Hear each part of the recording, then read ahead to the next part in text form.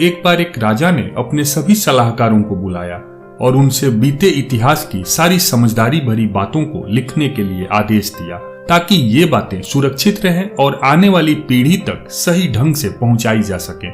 सभी सलाहकारों ने मिलकर समझदारी भरी बातों पर कई सारी बेहतरीन किताबें लिखी और उसे राजा के सामने पेश किया। राजा को किताबें तो बहुत पसंद आई, लेकिन उन्हें वो बहुत बड़े ग्रंथ के समान बहुत भारी भरकम लग रही थी।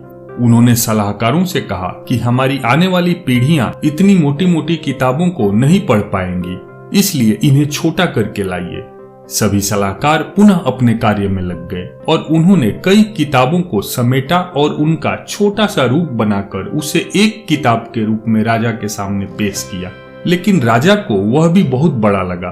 अब सलाहकारों ने उसे और छोटा कर दिया और उसे सिर्फ एक अध्याय के रूप में पेश किया, लेकिन राजा को वह भी काफी लंबा लगा और उसने और छोटा करने के लिए कहा।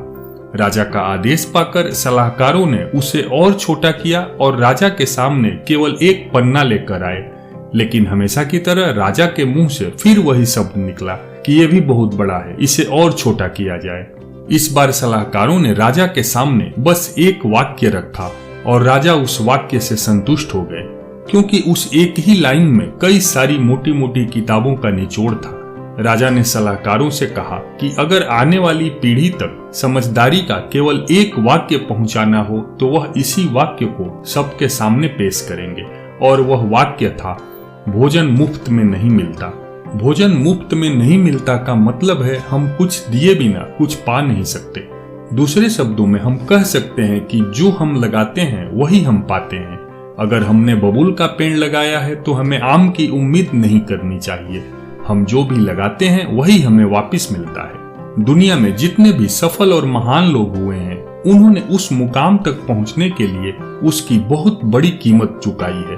वो कीमत कुछ भी हो सकती है, आपका समय, आपकी मेहनत या आपका घर परिवार, क्योंकि यही प्रकृति का नियम है। लेकिन ऐसे मुफ्तखोरों की भी कमी नहीं जो कुछ किए बिना ही पाने की उम्मीद लगाए रखते हैं।